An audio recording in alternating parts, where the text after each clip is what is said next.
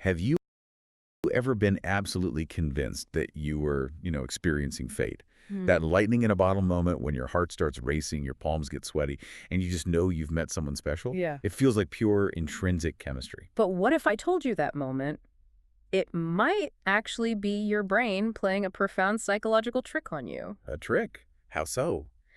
Well, our bodies react very intensely to stress, to danger, to fear.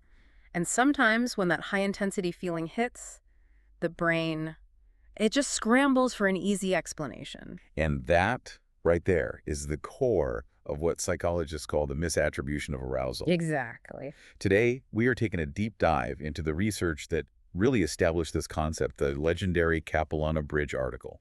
We're exploring how raw, non-romantic physiological arousal, Hmm. like the sheer terror of falling, can be mistakenly identified And then relabeled. and relabeled by Yeah. your cognitive system as well as genuine sexual attraction. The insight here for you, the listener, is just fundamental to self-awareness. We tend to trust our feelings implicitly. We assume we know why we're attracted to certain people. But this research proves that external situational factors like fear, anxiety, even, say, physical exertion, can hijack our emotional labeling system. And drastically influence our actual decisions. Yes, our observable decisions, including who we try to contact for a date. It really challenges this notion that our self-knowledge is as accurate as we believe it to be.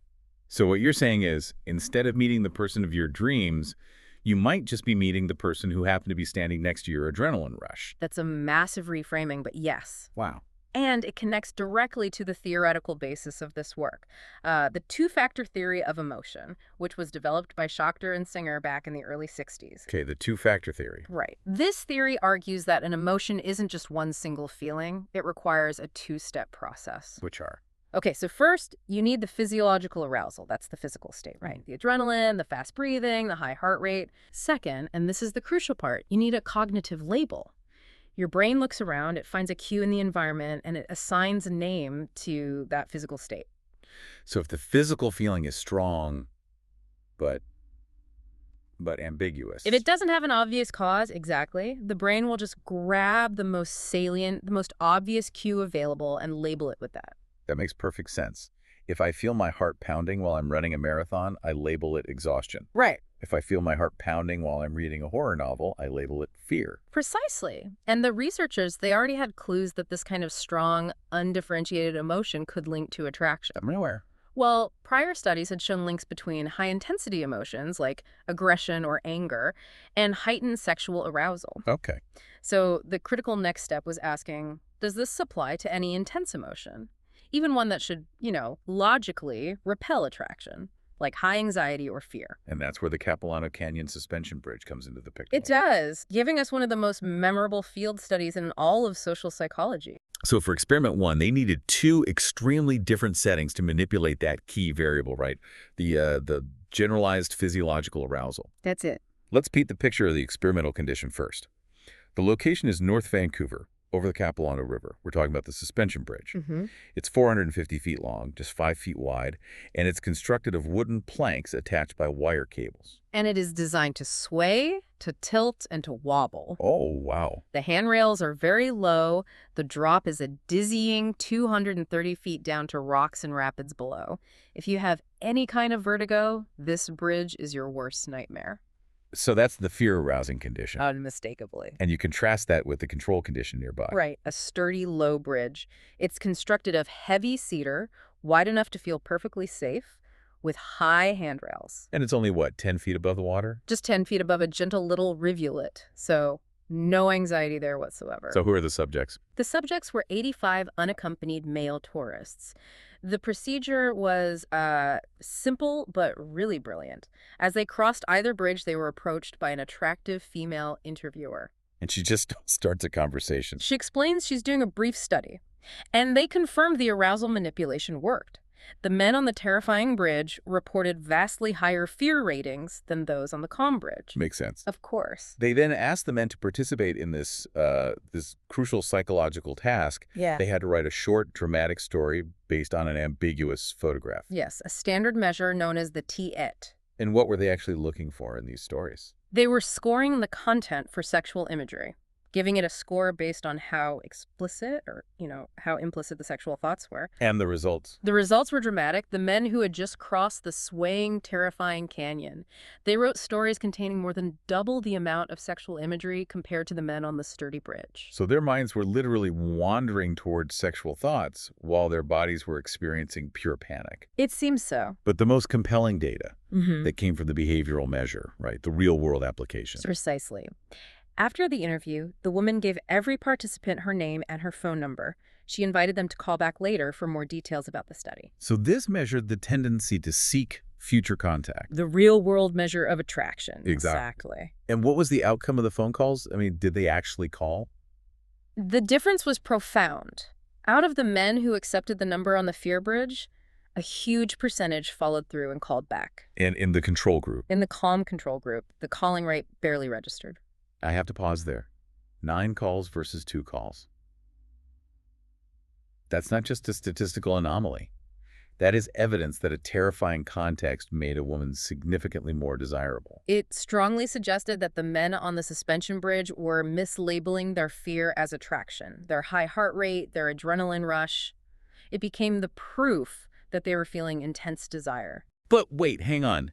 Doesn't that raise the immediate possibility that the interviewer simply acted differently on the scary bridge? How so? Maybe she appeared more distressed and they felt the urge to help.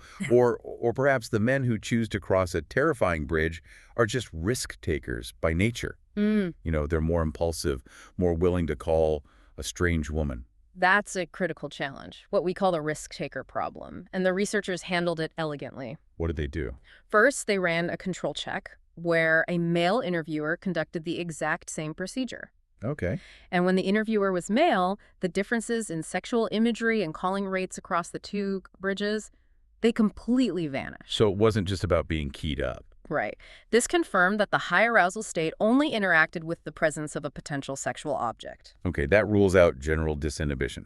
But what about that risk-taker problem? The idea that the population of men on this suspension bridge were just fundamentally different people. To address that, in Experiment 2, they used only the terrifying suspension bridge, but they contacted subjects at 2 different times. Oh, I see.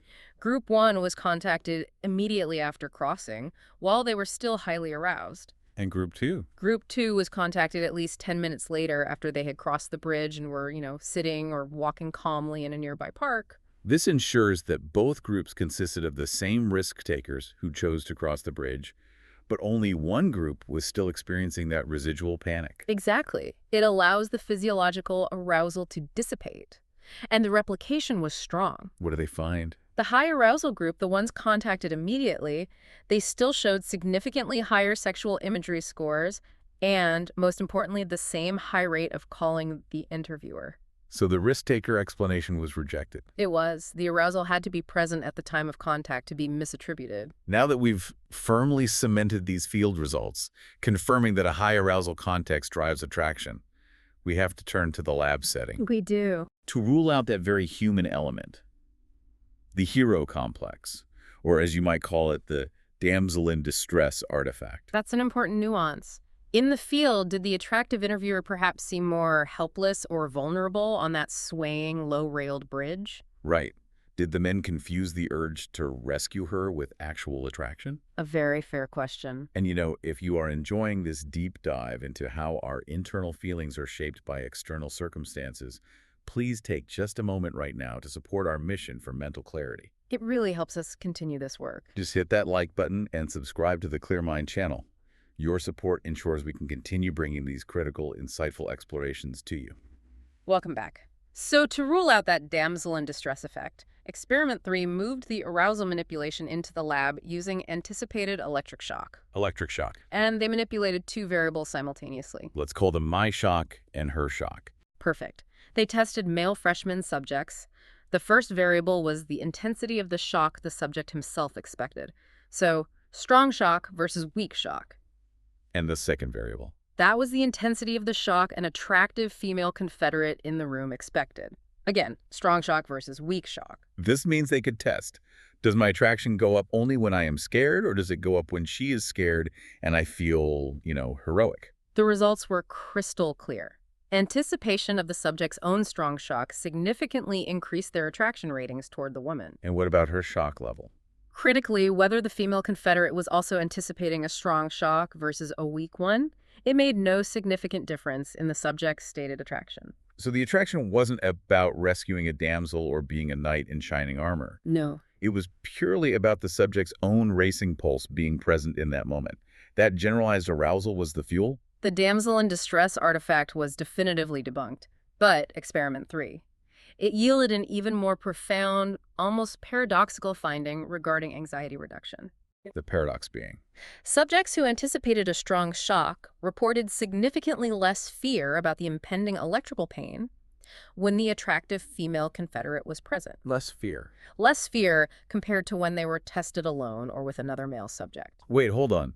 They were literally less scared of being shocked just because an attractive woman was sitting next to them. It seems so. Their anxiety didn't just get rerouted, it actually got reduced. That is the most compelling interpretation, and it supports the cognitive relabeling tradition. By successfully mislabeling the intense internal physiological anxiety, the dread, the racing heart, as a purely positive sexual arousal. Aimed at the Confederate. Yes. The subject literally adjusted their emotional experience. They convinced themselves they weren't primarily scared, they were just strongly attracted. The brain found a better story. A better, more positive explanation for the feeling, and it adjusted the conscious reality accordingly. This is where the theoretical stakes get incredibly high.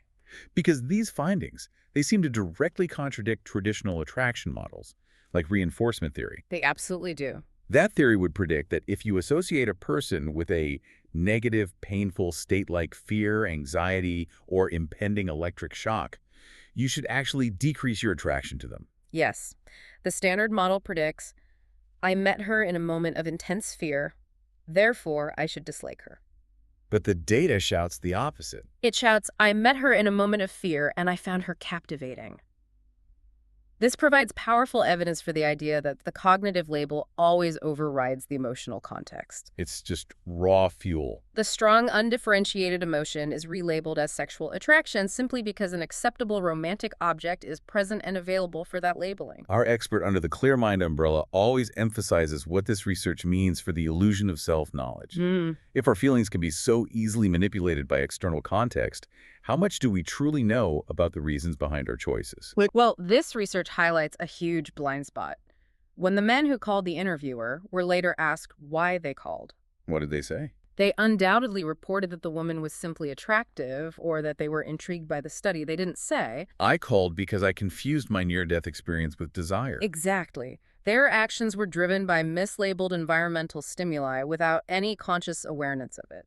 So the feeling of attraction, which we believe to be so intrinsic, so personal and deep, is actually, at least sometimes, just a cognitive construct.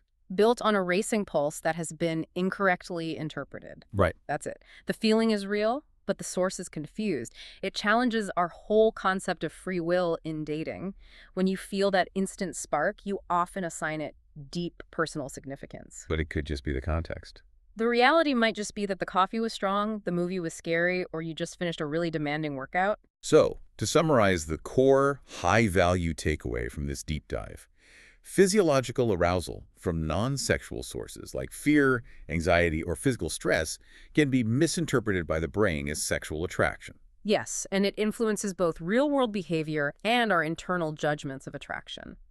It turns out that taking someone on a date to a scary movie or a roller coaster, that's a scientifically sound strategy. It is. And the underlying philosophical point for you to explore next is this. Subsequent research suggests that a high arousal state doesn't necessarily create attraction out of thin air. Right? It might just amplify existing feelings. It makes attractive targets seem more attractive and potentially unattractive targets seem less attractive. So it's an amplifier. If that's true, how much of what we call instant chemistry is simply the context and environment in which we meet someone rather than some fundamental intrinsic connection between two people? A really powerful thought to end on.